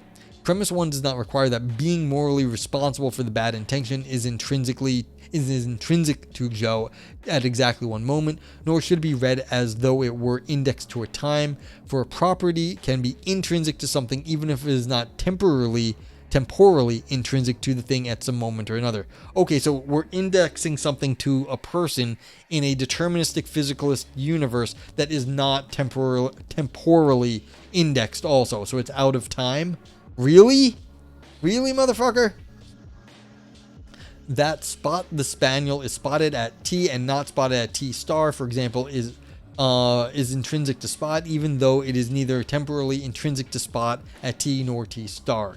Think of being morally responsible for the bad intention, then along those lines. It is intrinsic to Joe or to her total history, if you like, even if it requires that she be in various states at various distinct times. Yeah, I mean, they're just saying that it is intrinsic to her at some point. It may not be there the whole time, but again, like that's, if you were decoupling the badness in a like physicalist universe, then where is it? Where is the badness then? Like, is it outside the physical universe? That's weird. Okay, Objection 4 may be remixed. Perhaps the problem is that moral responsibility has a historical condition that requires environmental cooperation, and any condition that requires environmental cooperation is not intrinsic. That moral responsibility involves such historical or environmental conditions may even be a consequence of a general theory. Okay, so this is just the objection. But like, again, this whole setup is so suspect. Reply. That compelling theories of moral responsibility are incompatible with premise 1 is some evidence against it, but the premise may retain its plausibility. Consider someone who is a paradigm of moral responsibility for some mental item, like a bad intention. Would every intrinsic duplicate of that paradigm also be morally responsible, even in a different environment? I think so. And I think reflection here supports premise 1. Again, so they are saying the environment has nothing to do with your history here. Again, they keep breaking the historical thing with the intrinsicality right there. And that seems so weird in a physicalist universe. Determinism is suggesting only low moral agency in the NPCs. Yes, exactly. Okay, the author thinks that this is the case where it doesn't matter how the universe is because of the intrinsicality. And the author says, I think reflection here supports premise 1, even if various recondite theories of moral responsibility tell against it. We need not reason only from the top down, from theory to judgment about cases. We may instead reason from bottom up, from a judgment about cases to some abstract moral theory. No, because you're making the second claim about determinism, so you can't make it from the case when you're embedded in such a overarching theory. That's garbage metaphysics. Garbage. Objection 5. The inside-out argument slides all too quickly from, quote, the bad intention is intrinsic to, quote, Joe's blameworthiness for the bad intention is intrinsic, end quote. Why should the former entail the latter? There might, after all, be conditions on moral responsibility that are extrinsic. An epistemic condition on moral responsibility, for example, might require knowledge of something or another, a paradigmatic extrinsic state. Reply. The slide is warranted, at least in the present case. Suppose Joe is indeed responsible for the bad intention, and that the bad intention is intrinsic to Joe. How could we remove Joe's responsibility? Just the repetition of always just being intrinsic to Joe. Like, what the fuck does that mean? It seems to the author that we would have to rearrange somehow Joe's internal makeup, whether by removing the bad intention or radically restructuring its place within her internal economy. Again, what the fuck's an internal economy? Like, this is when this is just one of these things where I'm already losing my mind because I've been streaming for a while. But just when you start seeing philosophers throw words around like this drives me crazy because it just means they're making shit up. Like, that's how it looks to me. They may not be, but like when you start like making up stories like this about like internal economy, what's an internal economy? I don't know. Well, like you'd have to change around to internal economy. Don't say that. You'd have to radically restructure whatever is intrinsic to Joe. That's it. There is no internal economy. You're just saying you'd have to change the intrinsicness. But clearly they can't say that here because that would make it obvious that it doesn't mean anything. You're just defining it that way. Like, Urgh. On extrinsic epistemic conditions on moral responsibility, if there are such requirements, they most plausibly hold with respect to external objects of moral responsibility, like the worldly consequences of one's choices. But external objects of moral responsibility are not at issue, so requirements on such are not at issue either. Yeah, a little cool cat going there. Objection 6. Oh my god, they're just like listing objection after objection here. Like, this is just like this style of argument here, and I've experimented with this too, is you're just beating people over the head with more and more things. It's argument by overwhelmingness. I don't love this sort of style, but like you can see, like, okay, they put their argument up and then they're just beating you down. You don't actually have any objections here. It's like, well, we do have objections, but like they're just going over so many things that you get overly tired from it.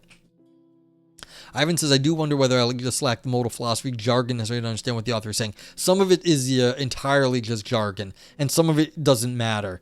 Nothing is being said here. They're just repeating their point in different ways.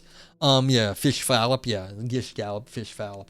Fine, yeah, and you're doing it with the philosophy. That's actually very good, Vipers. Like, that actually should be like written down on like some philosophy blog somewhere. And like about like the philosophical gish gallop is fish fallop. That's very good. That's the best thing to come from this paper so far.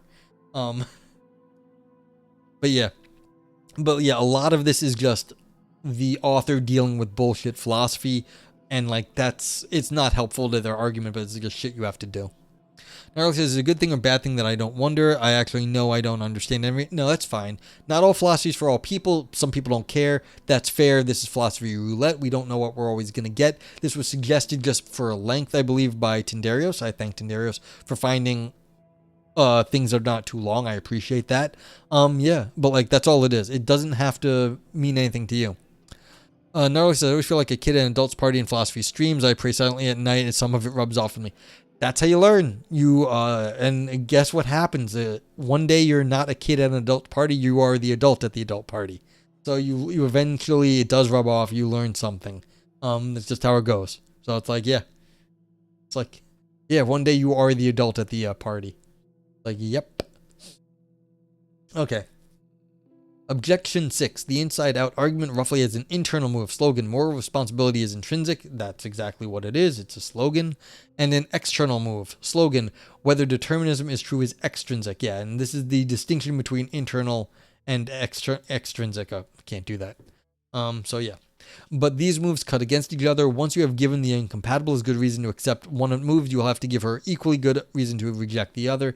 Any incompatibilist who agrees with you, for example, that moral responsibility is intrinsic, must disagree with you about the extrinsicality of whether determinism is true. I don't see how that is even an objection. I think that's just ridiculous. That doesn't make sense, that objection, but they're going to say why it doesn't make sense. If you've said it's wrong already, why continue reading? Can they save themselves? I continue reading these things. One, for completion, because we rate these things at the end of the thing. We saw there's a rating thing, and then we get to rate. So that there's actually a end part of the stream if you haven't been around for that. 2, I read these things because I find it educational for myself to see the sorts of things people do. 3, my interest is almost always, I like arguments. I think this argument's bad and there's not a whole lot to learn here, but I am kind of interested in the things, how they go about stuff. And 4, this is Twitch content. It doesn't always matter if the paper is good. It may still provide content. So, I'm sending. Was Project Gnarly used to come in here a long time ago, found me through house. Oh, okay. But yeah, so it's like, this is content. It doesn't, like, it's like, does everyone play good games on Twitch? No, some people play games and, they poke fun at them. They just fuck around. You go watch In-Game Asylum. He plays a lot of games and demos, like just demo games that are like, they don't all work. And he plays horror games, and a lot of them are just janky as fuck. And, he makes content out of it. I am, in some sense, doing similar things. I'm just trying stuff out and seeing how it goes. That's not all the content. I'm trying to explain what the author thinks they're doing, what I think is wrong with it, and then, chat also gets to figure it out, too. And so that's still got some value to it. And yeah, and sometimes we do like the papers, and sometimes chat likes it better than me, and other way around. So it's like, we don't always agree that things are bad. Like, sometimes I think things are bad, sometimes chat thinks things are bad, and we disagree. Okay. Author says, so this is like, once you think like one thing's extrinsic or intrinsic, there's a problem with how you're making these things extrinsic or intrinsic. Author says, in a way, I agree with the objection, for points out an undeniable feature of valid arguments. When some premise P and Q imply a conclusion C, there will always be a valid argument proceeding from not C and P to not Q. You have modus tollens. One person's modus ponens is another person's modus tollens. So if you deny one, you're just going to get the opposite conclusion. But despite the fact that valid arguments can always be flipped in this way, they still have some uses. I will note 3. Yeah, so it looks like if you say these things are incompatible, then okay, yes, they're incompatible, but then what do they have to say? First, they expose the implications of accepting various premises or denying various conclusions. Even when they do not convince, they still clarify logical connections. All right, this is the biggest fucking, who gives a shit? Okay, if you're going to say that, it's well, all my arguments, even the wrong ones, clarify that they're wrong. That's garbage. Okay, the inside-out argument points to a heretofore hidden cost of incompatibilism along moral responsibility and determinism, denying one or more plausible, at least reasonable premises about which features are intrinsic. Okay, yeah, so but again, this is only solely about the intrinsic-extrinsic distinction, not whether any of these properties are actually intrinsic, which was my objection. Again, they're just saying, look, if you say that one thing's internal and versus an external, like, yes, is that universal? Well, whatever. They're deity of the paper and they're installing packages. Now, they're trying. You're wondering if they could swing it in their favor this deep into the paper. I was given some good advice as a undergrad philosopher. You basically are going to know at the beginning what kind of things are going to happen. Because if it's a good philosopher, they're going to set up everything at the beginning. And then everything is going to flow through. The idea that you can pack your philosophy at the end, that is unbelievable. Like, I don't even think I've ever seen that. I don't think that actually that may never have happened, where they say some ridiculous shit and then they try to make it better. And they actually do. Yeah, I don't know if that has ever happened in, like, ever. Like, in my experience, no. Yeah, I don't think so. Good philosophers, they start off from, like, you may disagree with their premises, but, like, they have not, like, they don't, like, start off with, like, ridiculous shit and then they fix it. They start off with stuff, you'd be like, okay, whatever. And then they get somewhere and you'd be like, how the hell did you get there from that spot? This one started off from something intrinsic from the get-go, and they're just beating the drum the whole way down, but they haven't fixed anything. The closest thing I can think of is sometimes they do stuff like that and then they whip out some crazy technical argument in some area and be like, look, this justifies it. This crazy technical argument. And then it's just like, well, then they've just like appealed to, it's an appeal to an authority. And maybe the crazy technical argument works, but like, who the fuck knows? Maybe a stunt paper? It would, I don't even know how to go about doing something like that. Like, just if it's hard enough to write philosophy, then to like do like a setup like that, it just sounds crazy, like really crazy. Okay, second, they can persuade neutral audiences to accept the conclusions. Yeah, so if you're gonna make up a shitty argument, well, if you make up an argument and people have no opinion yet, might get someone who's neutral. Even if no incompatibilist will accept my premises, the case I have made for them shows that they and the conclusions they entail can be reasonably accepted by those not already committed to incompatibilism. Third, they can give audiences neutral or otherwise reason to increase confidence in their conclusions, thereby coming closer to, if still a bit short of, full confidence, belief, or acceptance. You might be such a reader. Yeah, so if you were close to one thing, maybe it pushed you one way or the other. If so, you should lean more towards compatibilism now than you did before reading this article. I, for one, find the premises plausible enough, and so I accept the conclusion that someone could be both morally responsible and determined.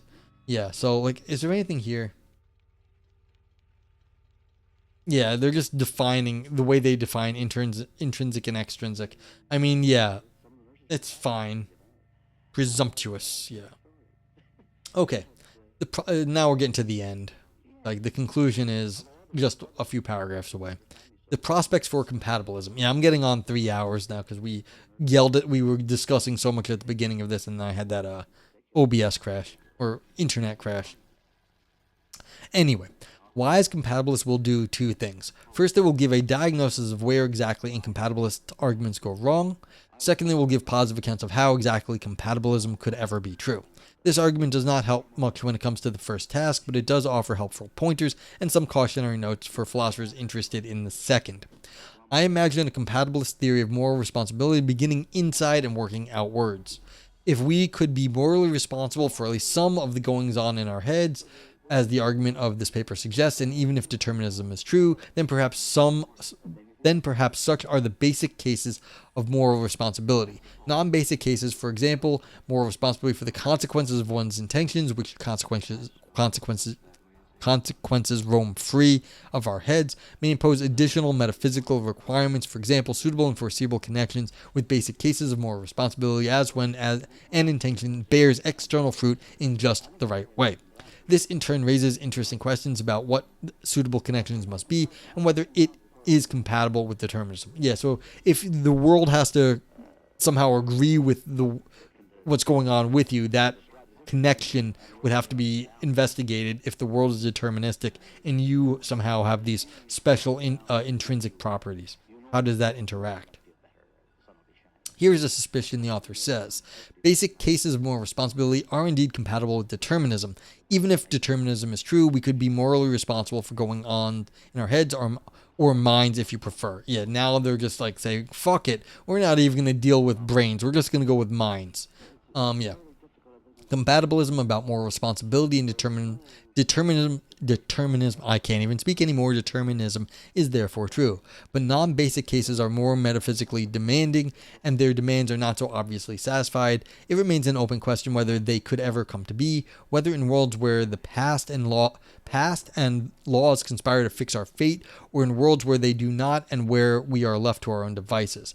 The position defended in this article is thus amenable to various flavors of skepticism about moral responsibility, including even the conviction that no one is ever blameworthy or praiseworthy for any worldly consequences of her internal states. Yeah, so they're finally starting to say, look, if you're not going to buy it, like, it doesn't matter, but like it's like fine. Like we in the hypothetical, this still works.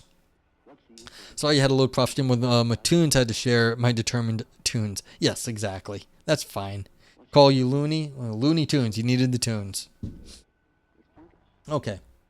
Consequences and connections. Yeah, so again, it's like, if you don't believe this, they're saying, well, it's at least good in the hypothetical. It's like, that's just trying to hand wave. Like, I still said something important, even if you don't like what I said. It's like, okay, that's nice. Like, very good philosopher. Like, I'm sure yours is very good. Am I bugging it? Crunches on carrot? Yeah, exactly. What's up, Doc? Okay, suppose the inside out argument is sound. What then? Does it matter, and how does all of this bear on those old chestnuts about liberty and necessity, or free will and determinism? I will close with tentative answers to these questions. Here's one reason to care about the fate of the inside-out argument. If you are like me, you do not just praise and blame people, you are probably at least sometimes rather enthusiastic about all that. We like to judge each other. It feels good to toss a little disapprobation in the direction of evildoers, to give a raucous cheer when someone does right. The incompatibilist about moral responsibility and determinism thinks we can reasonably do this only if determinism turns out to be false. After all, on her theory, if determinism is true, then no one is responsible for anything. The incompatibilist thus maintains that moral responsibility depends on a particular physical or metaphysical hypothesis. If the author's argument is correct, our status as moral responsible creatures, and by extension our practices of praising, blaming, and so on, is not in so precarious a position. Even when Athena herself whispers to you that determinism is true, you need not concede that no one is responsible for anything, nor need you stop praising and blaming. I will not say this is good news without qualification, but for those inclined towards praise and blame, the inside-out argument brings some comfort. Try not to eat their cake and have it too. Just how this is going. The comfort needs qualification. I've distinguished basic internal and non-basic external cases of responsibility. I've also suggested that the inside-out argument establishes only that the basic cases are compatible with determinism. We could be apt candidates for praise or blame in those basic and internal cases given determinism. Our moral responsibility in those cases is impervious to determinism. See, this is so weird. They even say these cases are impervious to determinism, but like they only mean it in a very narrow sense. The determinism can't have caused the internal state, but it's impervious morally. But like, you see how weird that statement is then. It does not follow that could be apt candidates for praise or blame in non-basic and external cases given determinism. Our moral responsibility in non-basic cases need not be impervious to determinism. So if determinism is a live hypothesis, one we might well discover in the course of physical, metaphysical, or theological inquiry, then my qualified comfort is this. Go ahead and keep praising and blaming people for the goings-on in their heads. You need not worry then about whether determinism is true. but be much more reserved about praise and blame for the worldly consequences of those going on, and absent further argument, be prepared to give up on blaming or praising in those non-basic cases, should it ever turn out that determinism is true. Yeah, so if like there's a non-basic case and the world is more important, then you have to be willing to give up some things to praise and blame people. So they're willing to like cede more and more to the world. This is kind of a very clever way of hedging their bets. They're saying, look, we're still praising and blaming people, but maybe there's just less things to praise and blame them for in the future. For all the inside-out argument teaches us, of course, there may be other reasons, independent of determinism, I mean, to be skeptical about moral responsibility. Here then is another reason to care about that argument. If it is sound, then those interested in evaluating praise and blame have reason to investigate these other reasons. These are purely philosophical questions here. For example, what relation between intentions, belief, desires, resolutions to act, willings, and other mental states make for internal and basic cases of moral responsibility, and what could possibly extend our responsibility out there into the external world in non-basic cases? There are empirical or scientific questions as well. For example, do those relations in fact obtain? How about the factors that might extend our responsibility out into the world? Do those factors in fact obtain? The inside-out argument then points us in interesting and productive directions for future research. Say, Hub says, to gain power, you must give up time and become more determined. Ironically, on the other hand, to have no power means your little determined decisions have little to no impact, but it all begins to look a lot like predeterminism. Yeah. I mean, this is the issue.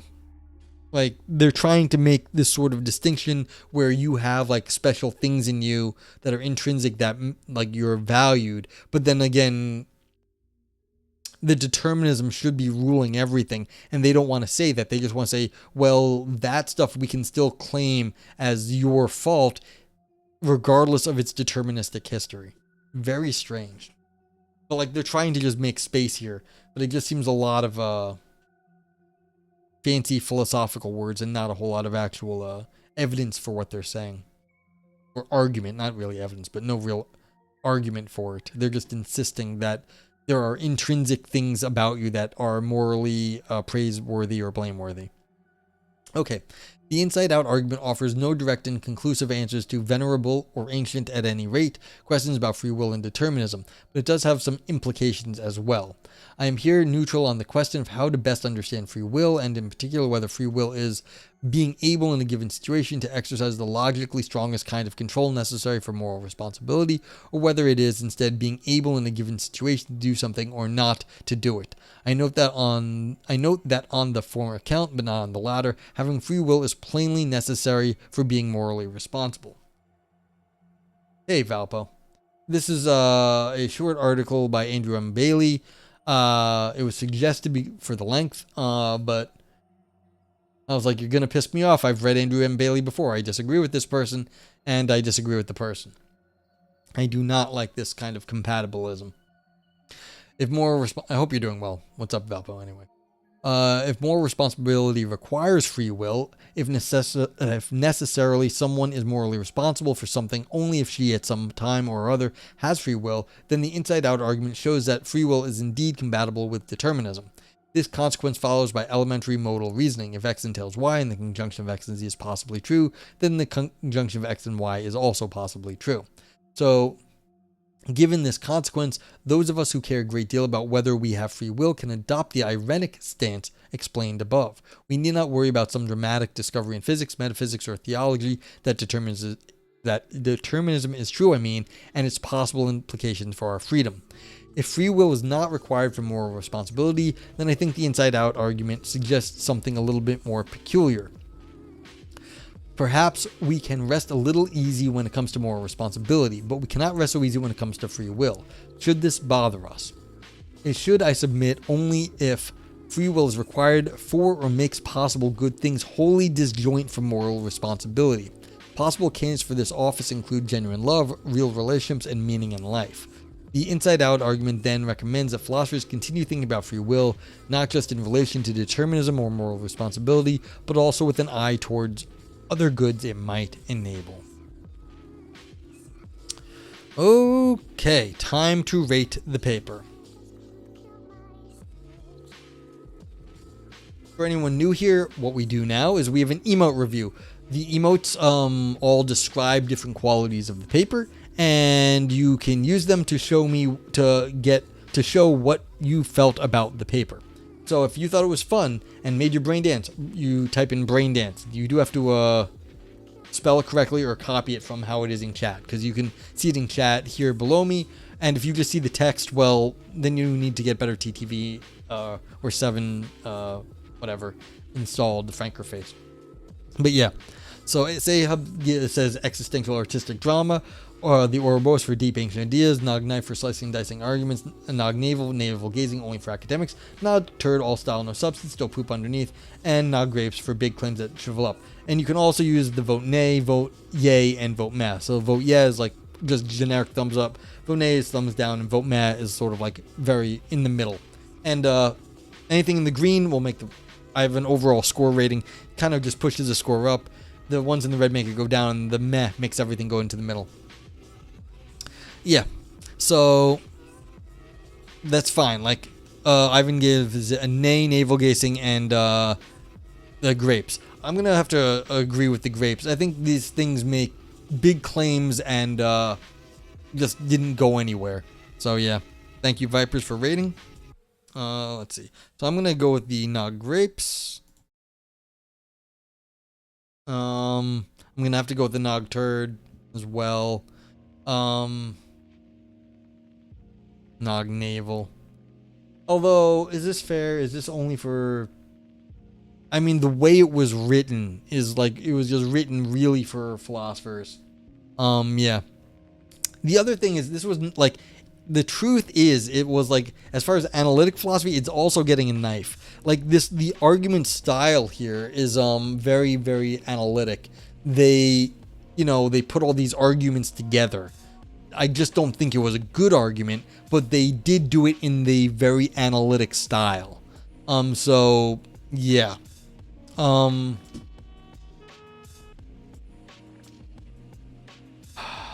Yeah, I mean, it's just kind of how it is. That improves the score, so nah. But it does make it go up a little bit, but you know what you can do then? We're gonna vote nay on that, and it goes right back down. So yeah.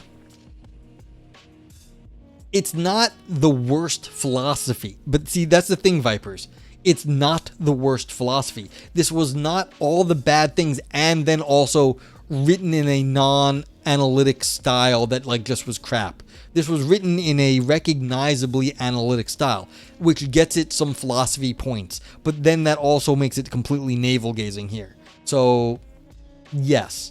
Like, I understand your disagreement that the analytic makes it go up, but that is actually a positive quality in my opinion. So that's why it's the way it is. But yeah, thank you for rating. Say Hub, Ivan. Thanks for sticking around for the raid. I appreciate it. Chocolate Mint. Thank you for the your rating. Vipers, of course, for the fish fallop. That's actually the that's by far the best thing in this stream.